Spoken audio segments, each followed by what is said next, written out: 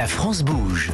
Elisabeth Assayag, Aurélien Fleureau. Et c'est la dernière partie Déjà de votre émission. Ça Jean-Baptiste passe trop Lemoyne, vite. secrétaire d'État chargé au Trésor. On a dit plein de choses, mais c'est passé très vite. C'est passé très vite. Et là, on place à demain au travail parce que notre monde se transforme.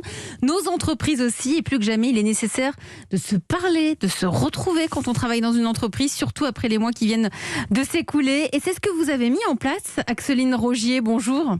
Bonjour. Vous êtes la chargée de marketing et de communication du groupe FED. Le groupe FED, c'est un groupe dédié au recrutement. Vous êtes présent en France, mais pas seulement, au Canada, en Côte d'Ivoire, en Espagne, au Portugal, 350 salariés. Et demain au travail, parce que vous avez trouvé une solution. Elle s'appelle WeLive. Vous faites appel à une start-up pour réunir les salariés autour du sport ou autour de bonnes actions. L'objectif, c'est qu'ils puissent se retrouver, c'est bien cela ? Tout à fait. Alors, qu'est-ce que vous avez mis en place ? En fait, au mois de février, il faut savoir que dans l'ADN de FED, il y a beaucoup de convivialité. On aime se réunir, on aime le challenge. Et donc, on était à la recherche d'une solution qui nous permettait tout ça. Et donc, on a mis en place ce challenge avec de la marche connectée et qui propose aussi des petits défis ludiques, des défis photos, des défis vidéo et quiz, et qui nous ont permis de faire participer presque 300 collaborateurs chez nous. Mmh. Et donc voilà, ça a eu un fort succès. Et du coup, pour la semaine de la qualité de vie au travail, on a refait ce challenge, cette fois, du coup, en se confrontant à d'autres entreprises, puisque c'était un format inter-entreprise cette fois. Et est-ce que maintenant vous allez pouvoir le poursuivre avec le retour progressif au bureau ? Est-ce que vous gardez des formes hybrides aussi, peut-être, de ce type d'action ?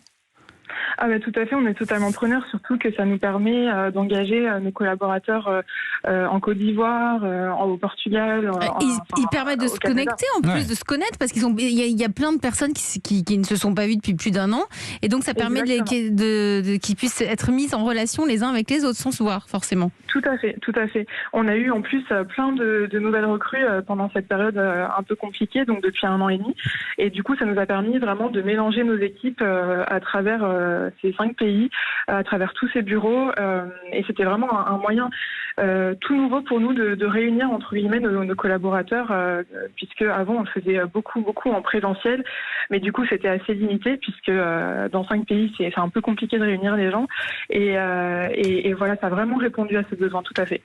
Donc c'était déjà dans la culture d'entreprise, mais il a fallu l'adapter à la situation, hein, c'est vraiment ça l'idée. Exactement, je pense que c'est un peu un défi que beaucoup d'entreprises ont dû relever, mais nous c'était d'autant plus vrai qu'on fête nos 20 ans en plus cette année, donc on avait vraiment envie de marquer le coup, et puis WeLive nous a vraiment permis de répondre à ça, sachant que ça a vraiment fait du bien au moral, on entendait nos équipes en parler, on sentait vraiment le moral. Ouais, voilà, c'est vraiment ce qui revient là systématiquement. Jean-Baptiste Lemoyne, vous êtes notre grand témoin du jour, vous êtes secrétaire d'État chargé du tourisme. Vous aussi, vous le remarquez même dans le milieu, surtout dans le milieu du tourisme qui a été lourdement frappé par la pandémie. On a besoin de se retrouver, les salariés entre eux ont besoin de se retrouver. On vous le remonte ça, vous le voyez sur le terrain ? Je veux dire, moi je suis secrétaire d'État chargé du tourisme au Quai d'Orsay. Nous avons des équipes diplomatiques, consulaires partout dans le monde qui s'occupent aussi des Français de l'étranger. Pendant plusieurs mois, on n'a pas pu aller au contact, à la rencontre de ces Français établis hors de France. Et donc, moi aussi, j'ai un peu voyagé différemment depuis mon bureau avec beaucoup de Facebook Live, de visio, etc. Vous avez fait des challenges aussi ? Et on avait besoin de garder ce lien différemment, on s'est adapté. Mais c'est vrai que qu'est-ce que ça fait du bien quand même de pouvoir à nouveau se revoir en vrai, comme je vais le faire la semaine prochaine à Genève avec les élus français du secteur. Voilà, je crois qu'il y a eu un défi pour toutes nos organisations. Je crois qu'on l'a surmonté. Et puis aussi, il y a des tendances, on le voit, qui travaillent la société. Le télétravail, je me souviens, il y a 4, 5, 6 ans, quand j'étais au Sénat sur la loi travail, c'était un gros mot, souvent.